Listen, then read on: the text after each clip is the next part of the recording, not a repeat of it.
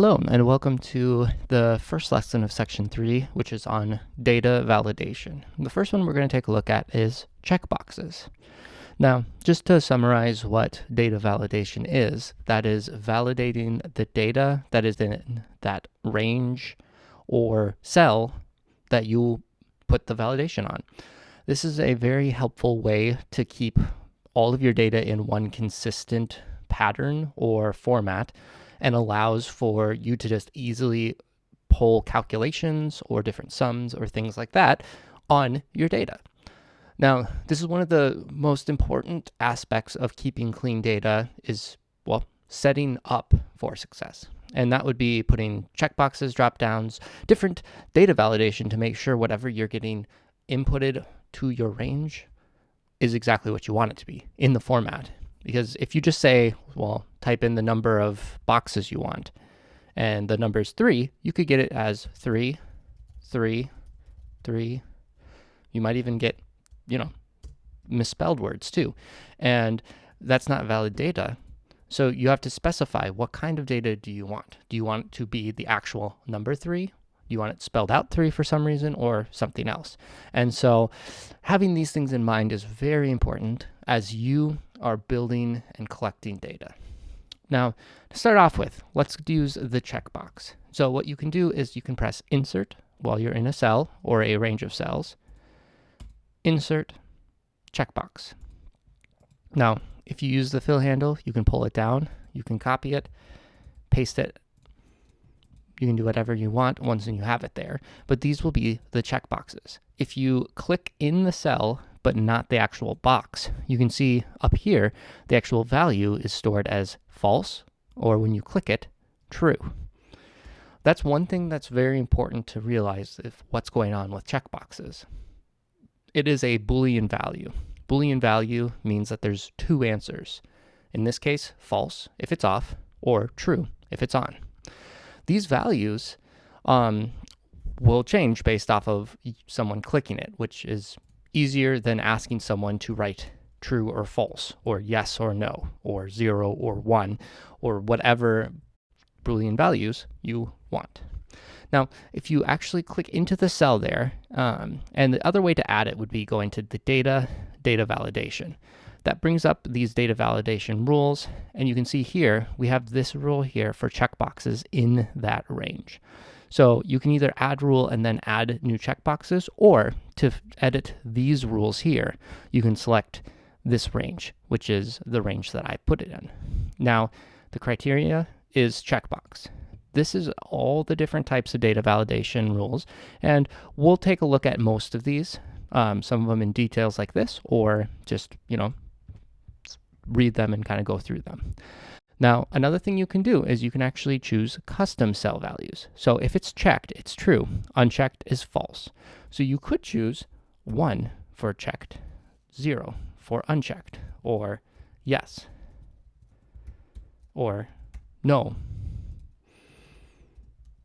Now, one thing to note is they have to be different. So, you can have it no or no, but anyway, just make sure that it's different. Otherwise, it doesn't really make sense. The other thing is advanced options. You can show text to help, enter true or false, which again, in this rule, it doesn't quite make sense because you just have to click it. However, for other data validation rules that also use this advanced option, it makes a little more sense. And the other thing is you can either show a warning or reject the input. So if you click in here and actually edit what's in there and you say no, you're going to get this little red invalid warning saying it violates the rule. So this is something to note, especially when you are using data validation in a specific range that already has values in it. That will pay more of an importance, checking what's in there rather than here where, you can put different values and then it'll be, yes or no or warning. The other option is to reject the input. So this one here, and I'm just going to undo. If you select reject the input and then go back here and say no, you're going to get this message that says there's an error, and then that help text, enter true or false. Those are some of the ways that you can actually build on this.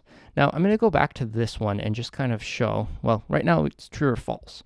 And let's say here that you are kind of creating like a task list or something like that. So this would be, if it's done, like, we can just call it the checkbox. And let's say you want a status, like with words. So you can actually do something like if this equals false, and you don't need to actually have the quotations over it because false is known, true and false are the Boolean values, and it's their own separate. So this means not the word false, but actually a false input. So then if it's true, so that means that if B actually equals false, then what do you want it to say?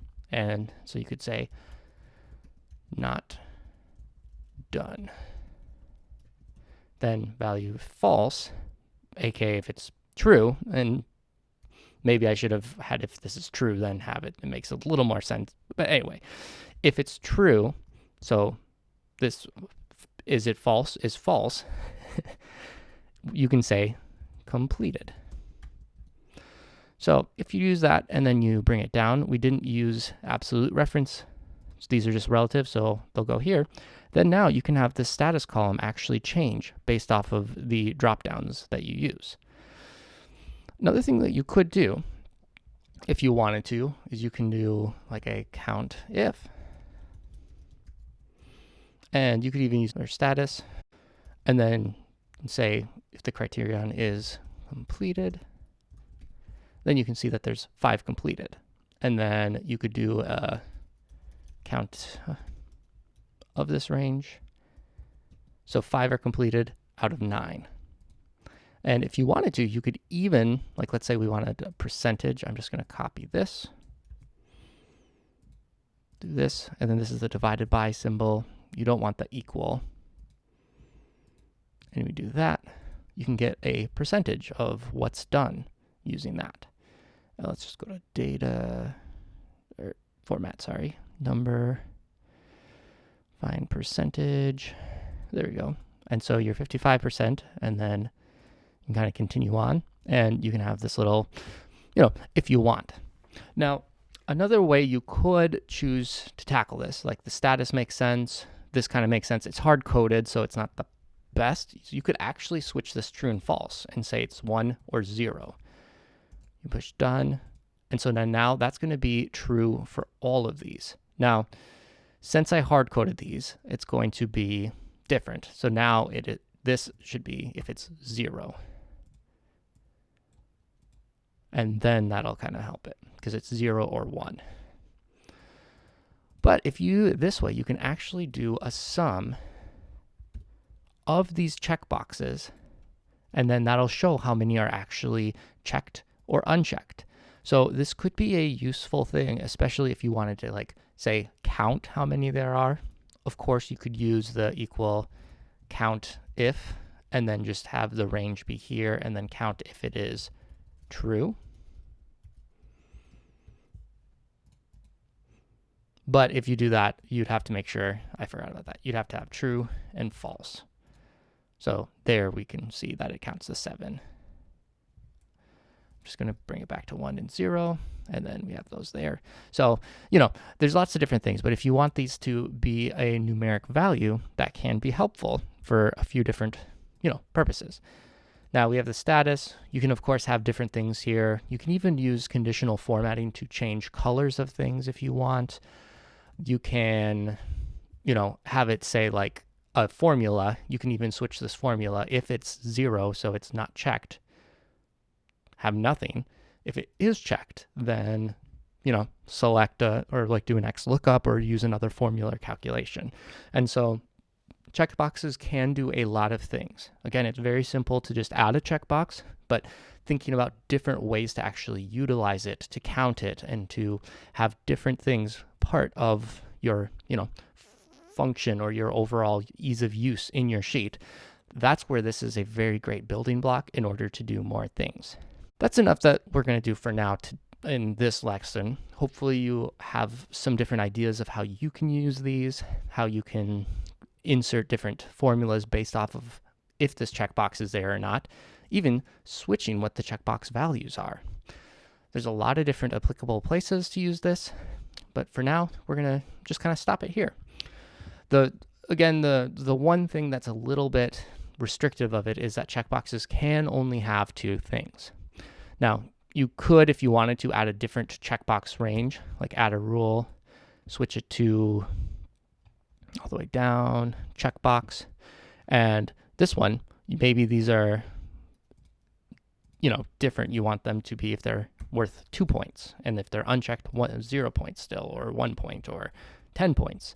You could still do that and have it, but you would have to make sure each one that you use, or the range, is based off where you want. So, might not be the best thing to do, but you could if that's what you want it to be. So I'm just going to remove these by pushing the delete key.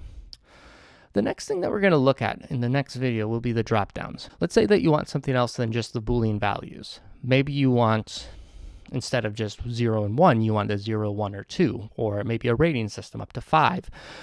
Dropdowns are a way to give multiple specific ways while still retaining that data validation, meaning you'll be able to say these are the only options you can have, or show a warning, or actually reject inputs. And so that could be a place where you could add a rating system, or maybe you have different names that you only want those names or only those departments. And so dropdowns might be the next step instead of checkbox if you need more than 2 options. So we'll see you in the next one. Bye now.